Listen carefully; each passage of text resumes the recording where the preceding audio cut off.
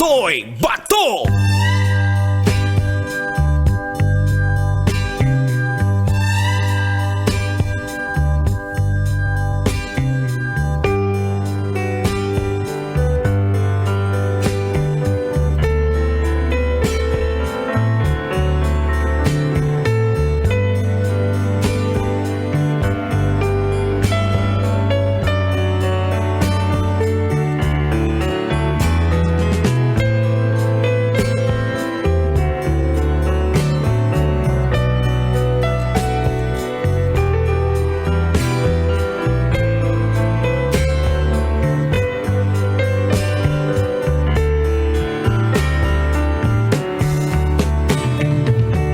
Usa kaming gabi pag-usab, mga angkol ag mga auntie. Tuguti na sab ko ninyo mga katahuran sa mga mupay pagpaminaw sa mga kakabukas ng kanilang radyo dahil kakagising lang. Especially sa mga manong driver na umidlip sa gilid-gilid para man lang makakuha ng lakas at ngayon bumabiyahe na. Ano, Col?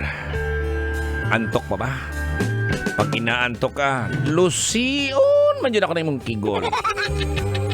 Ayun po mga angkol, balik po tayo sa ating pinag-uusapan kanina tungkol sa mga bagay-bagay na yung magagandang pakikitungo sa ating sa inyong mga magkakapatid. Alam na po natin yan na marami pong mga magkakapatid ngayon. Maraming dahilan na hindi sila nag-uusap, hindi nag-uunawaan dahil nga may mga bagay-bagay na talaga namang yun ang naging dahilan kung bakit nagkakaganon. Unang-una, utang siguro, no? Utang, pasalig lang pero ay glaom. Yung bang saaran ka nga, Kuya, pwede ko umuutang? Magkano ba yung utangin mo? Kuya, kahit na ganito lang. Sabi yan, 1,000 pero malaki na yan, ha? Kasi pinaghirapan din yan ng kuya, no? Yan yan. Yung lupa, nako, ang daming mga bagay-bagay. Pero narito na ang dagdag na mga dahilan kung bakit mahalaga talagang magandang ugnayan sa pagitan ng mga kapatid. Ito pangalawa, nagbibigay ng kasiyahan. Yan. Ang masaya at positibong ugnayan sa pagitan ng magkakapatid ay nagdadala ng kasiyahan at kaligayahan sa pamilya. Lalong-lalo na mga angkol o mga ante, pag matagal na kayong hindi nagkikita-kita at nagsama-sama, ito malapit ng Kapaskuhan, di ba? Madalas yan. Pasko, magre-reunion.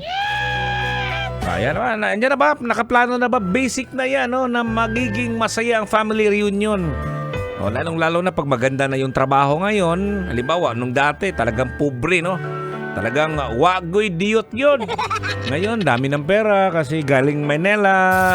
Ay nako, di ba? Sasabihin, uy, magpapalit yung baboy ta. Pero ugma, tumba tagbaka. Pag-augma sad, bangunon ang baka. Ang magandang pakikitungo mga kabisyo ay naglilika ng mas mainit na pagsasama-sama at syempre nagpapalakas sa bonding ng pamilya. Ayan.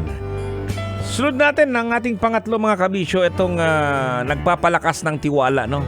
Ang magandang pakikitungo ay nagtataguyod ng tiwala sa isa't isa. Naalala ko lang dati mga kabisyo nung bata pa tayo, since ako yung bunso sa 4 na magkakapatid, mas may tiwala ako sa sarili kasi may tagapagtanggol. Why bisan kinsa nga manghilabot nako kay malusian skigol sa ako akong magulang. 'Di ba? May tiwala ka sa sarili mo. Kapag may tiwala ang mga kapatid sa isa't isa, mas madaling magbabahagi ng mga sikreto, mga problema at mga pangarap na maaring magkaroon ng positibong epekto sa kanilang ugnayan. Meron pa tayong isa, nagtuturo ng mga mahalagang kasanayan, no? Sa pamamagitan ng masiglang ugnayan, iyon ay mga magkakapatid. Natutunan ang mahalagang kasanayan tulad ng pagbibigayan, pagpapatawad at pag-a-adapt ng mga bagay-bagay, no? Alam mo mga kabisyo, swerte lang yung mga magkakapatid na para sa akin marami. Siguro sa mga magulang na marami yung mga anak nila at that time, grabe siguro ang kayod. Kayod niya, dala pong sakyod. Pero ito yung masasabi ko, no? Pag marami po kayong magkakapatid, nung una yan, mahihirapan kayo. Mahihirapan yung mga magulang kasi pakakainin pa yan. Magkano din yung gatas, mga damit, mga pagkain, ang dami. Pero pag kayo po'y nag-awa na sa antos, no? Nagiging maganda na yung buhay nyo. Nagkaroon kayong trabaho, nagkaroon kayo ng magandang buhay. Pag may kapatid po tayo, basic na yan. Dito natin natutunan yung mga bagay-bagay. Dirita makakaton og mga kahanas. Kahanas sama sa paghatag, pagpasaylo o pagpahiangay. Diba? Doon tayo sa kapatid natin, una nating inaway, no? Doon tayo nagkaroon ng tampuhan. Masaya kayo, hindi naman kayo masaya, minsan nag-aaway. Doon natin natutunan kung paano ang pagkakaroon ng pagpasaylo. Yung forgiveness, yung giving, at marami pa. At syempre, at ang huli po natin mga kabisyo, nagpapalakas ng samahan. Ang magandang ugnayan ng magkakapatid ay nagpapalakas sa samahan ng pamilya. Napansin ko, pag maganda ang pakikitungo sa isa't isa, malakas ang samahan ng magkakapatid. Ayan, ang masigla at malusog siyempre na pamilyang samahan ay nagbibigay ng pag-asa. Andyan yung inspirasyon at proteksyon sa bawat miyembro ni ini, no? Lalong-lalo na pag ikaw may plano kang tumakbo sa barangay. Pag nandyan yung magkakapatid, andyan yung mga kamag-anak, sigurado yung suporta. Sure ball kang mudaog. Yan, di ba? At yan po ang ating mga nakuha natin siguro dito sa ating programa, Totoy na Love. Dapat ibang mga aspeto ng ating buhay, no? Na kung minsan binabaliwala lang po natin dahil nga balayan to'y.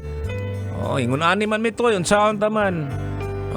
Dati kasi yung mga kabataan, yung away, bati-away, wala lang yan. Pero pag umaabot na po yan na malalaki na tayo, ikaw malaki ka na, tiguang pa ka sa karabaw, siguro panahon na siguro na there should be forgiveness between the magkakapatid, no? Hindi pa iralin yung pride. Siya man may nakaingon to eh. Siya kasi yung may kasalanan. As much as possible siguro ganun. Lalong-lalo na pag wala na yung mga magulang ninyo, no? Kailangang bati na kayo. Kung hindi kayo bati, kamunduha mga batignaong. Lami mong panglusion ang kigol. Ayan po, sa lahat ng mga nakatutok sa atin, sa lansangan po, marami po salamat sa mga driver at natuntun nyo na po ang programa ni Totoy Bato na hindi kayo aantukin.